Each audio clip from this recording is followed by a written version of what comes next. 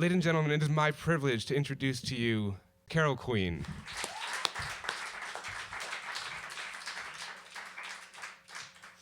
So, I've been a Good Vibration since 1990, half my adult life easily. But long before Good Vibrations existed, I was a weird little kid who was interested in sex.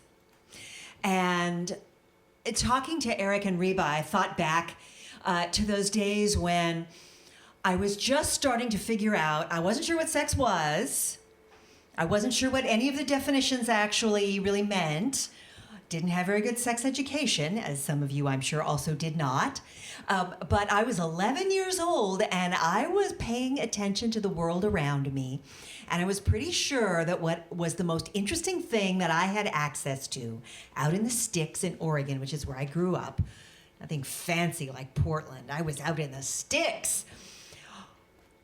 The most interesting thing I had access to was sex. And not only that, I almost didn't have access to sex yet. I was 11, but I was paying clear attention and close attention to the world in which I was coming up, and I was paying attention to my parents in particular, and there was something going on in my house, and I wasn't sure what it was, but I was pretty sure it had to do with whatever that sex thing was.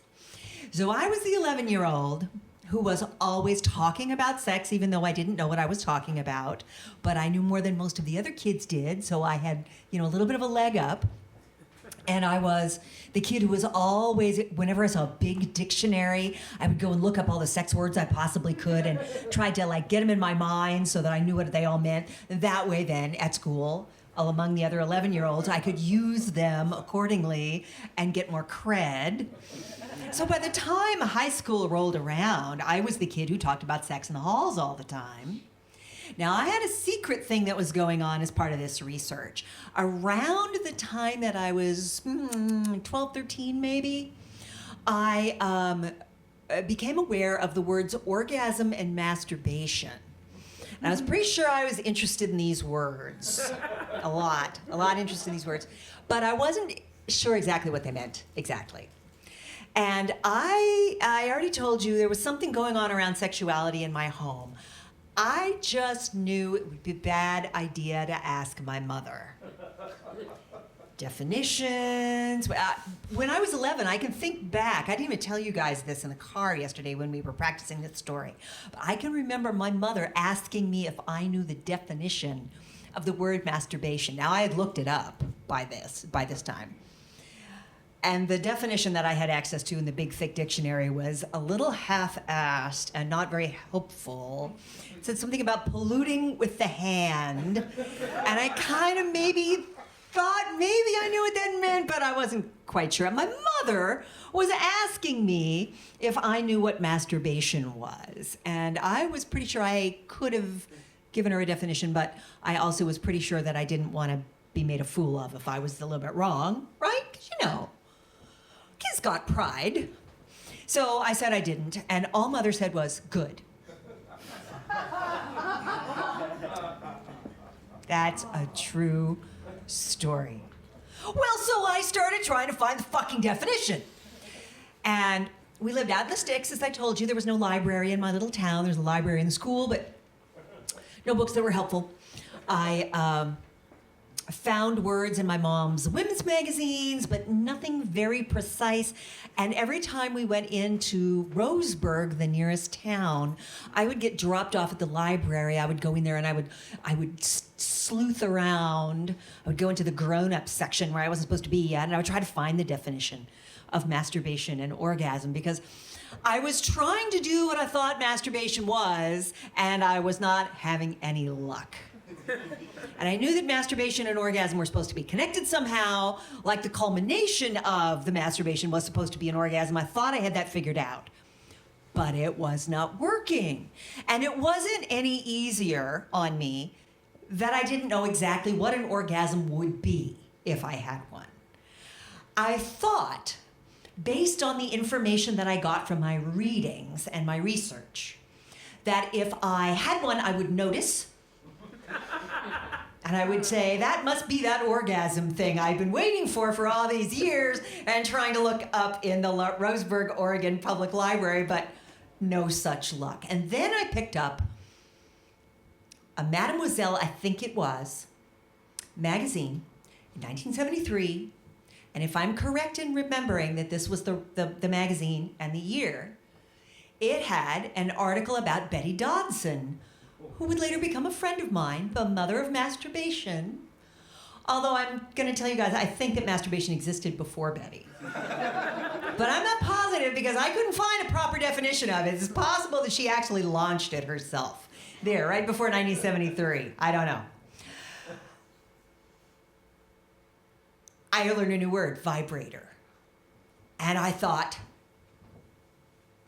that thing down in the hall closet, that thing, is that a vibrator down there? Like any kid, bored, out in the sticks, I went through the hall closet and the basement and every place I could in the house, every chance I got. You people hiding your sex toys from your children, do you think they never get bored? And they go and they pick it up and they go, what's this? Oh, it has 15 waveforms. How modern. That's not what the vibrator in the hall closet had. I'm sorry that I didn't bring you one to look at, but it looked very, very mechanical. Not quite electronica, but proto. And it fit on the back of your hand. It was a Swedish massager. It fit on the back of your hand, and it was held onto the hand with springs, so that you modern kids who shave your snudges have no problem using such a device. But in the old days, when we still had pubic hair, yeah, there would always be little pubic hair stuck in those springs at the end of a session, but I didn't care. Why not? Why not? I'll tell you why not. Because when I figured out that you put it on the back of your hand, it's like, what's this big, bulky, metal, heavy thing with a cord, of course, coming out the end of it that I plugged in, and then immediately my hand and the vibrator started to vibrate. The Swedish massager, the point of the Swedish massager is to make your hand vibrate. And the reason we had one in the hall closet is that my father had been a barber. It's not because my mother and father were playing with vibrators. If only they had been. I would gladly, well, I'm about to tell a lie. I'll go ahead and say what I was going to say, but just know before I say it, it's a lie. I would gladly have not taken that vibrator and never given it back if I had known that my parents were having a wonderful orgasmic sex life. Actually, no, I would have missed that vibrator if I'd never taken it. But I still wish that my parents had had an orgasmic and wonderful sex life. I'm pretty fucking sure they didn't have that. And I will tell you in a minute why I think that that is in fact the case. But already I knew that if I could have this device for my own, that these little problems that I had with orgasm and masturbation would be solved. Because you see, I had tried to masturbate. I think I did it right. In retrospect, pretty close to right. I mean, I know about these things now. I could probably explain to someone how to masturbate. But in playing with my clitoris, with my hand, rhythmically, for I don't know how long it was. It's been years, but I thought it would be long enough. And I would get to a very high arousal point, what Masters and Johnson, where there was only books in those days, and I couldn't get to them in the adult section of the library. Maybe if I'd gotten to one of those books, I would have had the answer to my question. But now all you need is cable television, because of course there's a Masters and Johnson show now. I got to the point of what my ex-girlfriend Ellen used to call T-1 and counting, and that Masters and Johnson would have called high plateau. That point, just before orgasm, when it's like, it almost happens. My hand would freeze. The muscles in my hand and arm would go stiff and freeze, and I tried with my other hand to do the last few strokes. That didn't work either. I'm telling you, I did it wrong. And I thought I was just not orgasmic until I found this vibrator, and then all of a sudden I was. Now, I couldn't use the vibrator anytime I wanted to. 2 reasons why. It sounded like a helicopter landing on the roof. It was so fucking loud. So loud. And it would make the television roll. Most all y'all are too young to even know what that means. But those of us who are over 50 in this room know that if you turned on, say, the mixer, say you were an alcoholic making margaritas in the kitchen, that would also make the television roll. Anything you did for fun in the old days, apparently, make the TV roll. So that everybody else watching the television, it would start to roll, and they would say to themselves, what's Carol doing up in her room that's making the TV roll? So I had to wait until they left the house. That was okay. I just never went and got groceries ever again. I didn't need to go to the library anymore. So I became that kid in school who talked about sex all the time. I'd already had been, actually, but now I really felt that I knew what I was talking about. And I was that kid who would talk about sex under any circumstances. And I graduated and I went on to college, and I was that kid who would talk about sex under any circumstances. I became one of the LGBT activist youth in Eugene, because that was one reason that I could pull out of my little kit bag to talk about sex all the time. And I became a waitress, and I talked about sex all the time. And there were, there's sexual harassment issue. There was all kinds of stuff. I became a graduate student. And of course I had to study Foucault so that I could talk about sex all the time.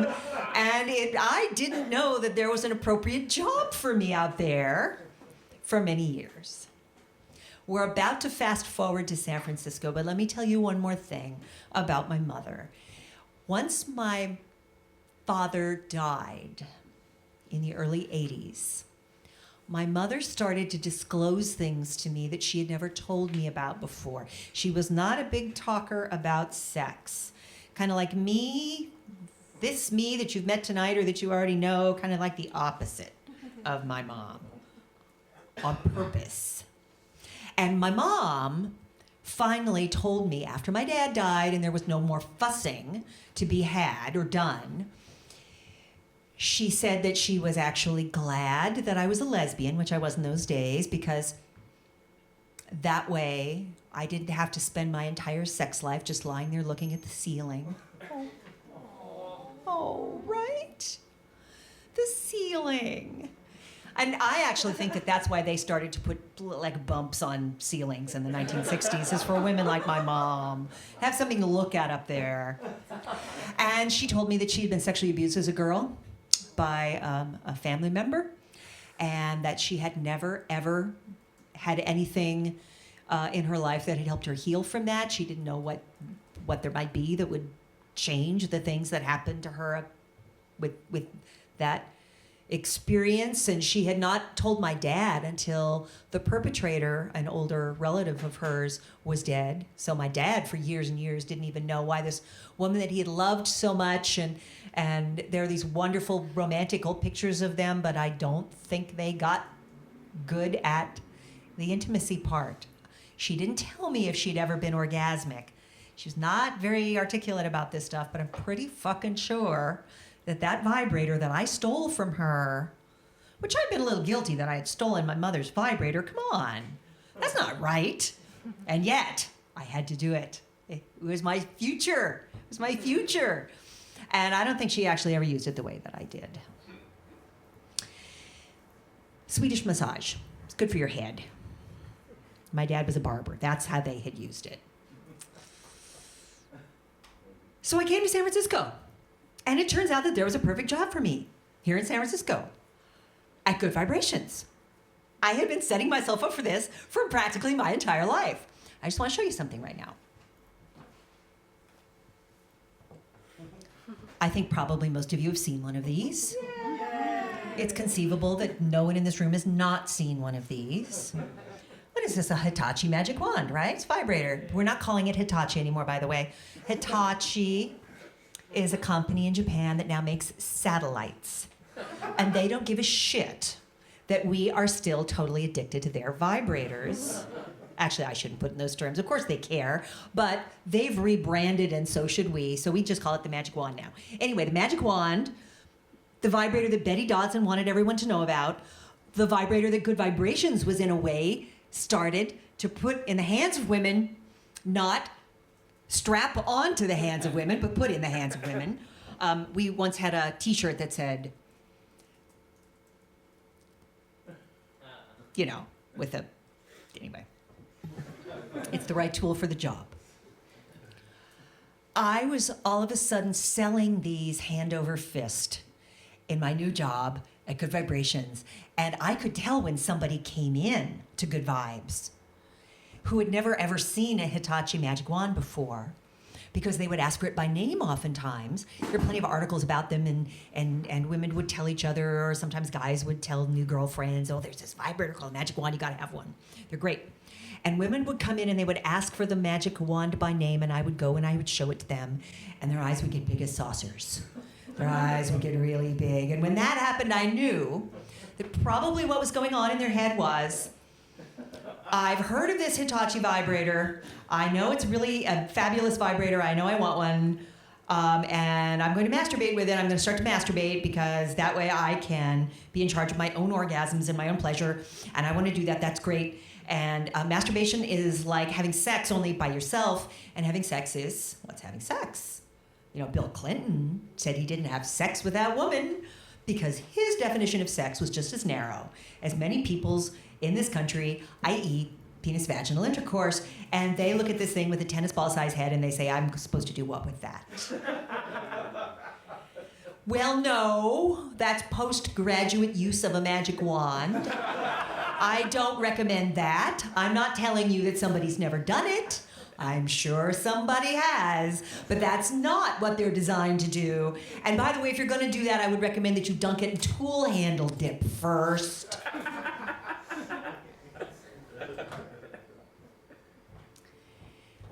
I sold those vibrators to mazillions of women and couples and people, and every once in a while a fellow wanted one to just stroke up and down his penis, because you know the nerve endings are all the same.